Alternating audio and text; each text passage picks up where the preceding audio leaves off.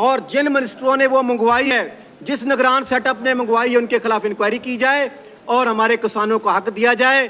اگر حق نہ دیا, آج ہم خفن پہن کے آئے ہیں, کل ہمارے یہاں سے جنازے جائیں گے. ہم 29 تاریخ کو پنجاب اسمبلی کے سامنے ایسا دھرنا دیں گے, اور 29 اپریل کو, جب تک ہمارے کسانوں کا ریٹ بڑھایا نہیں جائے گا, گندم میری پوری خریدی نہیں جائے گی, ہم واپس نہیں لوٹیں گے. مر سکتے ہیں, ہمارے پاس تو کوئی طاقت نہیں, لیکن ہمیں مرنے کا تو ہے. ہم ان کے سامنے کھڑے رہیں گے اس وقت تک جب تک میرے کسانوں کے گندم کا ریٹ اور بجلی کا یونٹ ظلم ہے. 15 lakh 15,000 bill, 2.5 lakh tax, 2.5 lakh tax, over billing, کوئی پوچھنے والا نہیں. کوئی اور ڈیفر اماؤنٹ ہماری 2015-16 کا پڑا ہوا ہے, وہ لگا کے بھیج رہے ہیں. بیوروکریسی کو کوئی پوچھنے والا نہیں.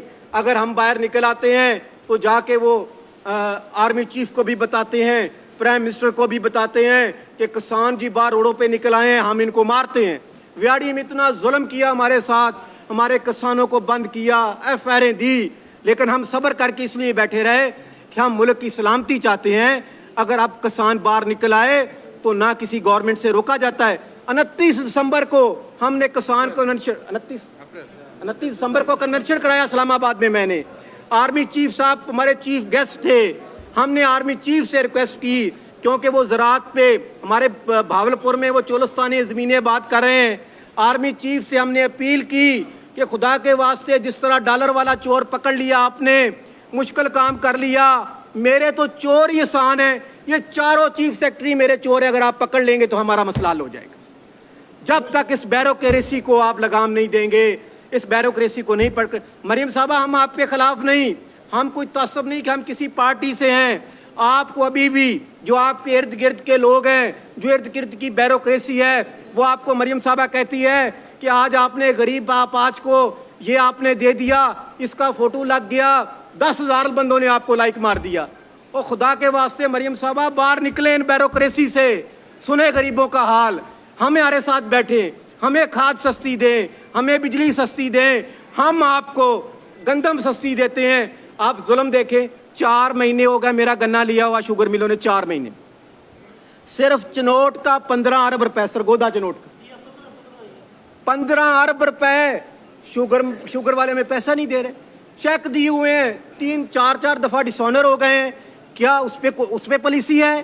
شوگر مافیا ہمیں پیسہ نہیں دیتا, میرے کسانوں کا گندم کا ریٹ نہیں ملتا, مکئی میری رل گئی, ابھی کاٹن میری کاشت ہو رہی ہے. ہمارے ساتھ بیٹھیں, ہمیں کہیں آپ کی کاسٹ کیا آ رہی ہے, خرچے کیا ہیں, اس کے بعد ہمارے سے ریٹ بنائیں اور ٹائم سے ریٹ ڈیسائیڈ کر دیں, اور جس کی ان کو ضرورت ہے ہم اس کی کاشت کر دیں گے. میری تمام میڈیا سے, اور یقین کریں اگر آج کچھ ہماری پوزیشن ہے تو اس میڈیا کی وجہ سے ہے جو ہماری بات بلند کرتا ہے. ہمارے پاس نہ اتنے وسائل ہیں, نہ دوسری پارٹی کی طرح ہمارے پاس اتنی طاقت ہے. ہم میڈیا سے اپیل کرتے ہیں کہ آپ ہمارا ساتھ دیں. جس طرح اسلام آباد میں دھرنے میں آپ نے ہمارا ساتھ دیا, اس وقت آپ کو پتہ ہے 1800 ارب روپے کا میرا پیکج دیا, اور اس کی تشریح کے لیے 2 ارب لگا دیا. لیکن اس کے بعد انہوں نے کہا کہ IMF کا پریشر ہے. کیا شوگر مافیا نے جو میرا پیسہ روکا ہے وہ IMF کا پریشر ہے؟ جو آپ نے گندم باہر سے منگوائی ہے $20 لاکھ کی, کیا IMF کا پریشر ہے؟ جو 6 ایکڑ کا آپ کو دیا ہے وہ گورنمنٹ کا پریشر ہے؟ آپ ایمرجنسی ڈکلیئر کریں, گندم لیں گے. اگر گندم ساری, پھر میرا بارڈر کھول دیں, مجھے کہیں جاؤ افغانستان بیچ لے, ایران بیچ لے, جہاں آپ چاہتے ہو بیچ لو. ہم کیوں بیچیں؟ ہم سے خریدیں, باہر کی دنیا میں بیچ دیں, ذرا مبادلہ بھی کما لیں اور ہمارا بھی گزارا کر دیں. بہت شکریہ تمام میڈیا کا. میاں صاحب.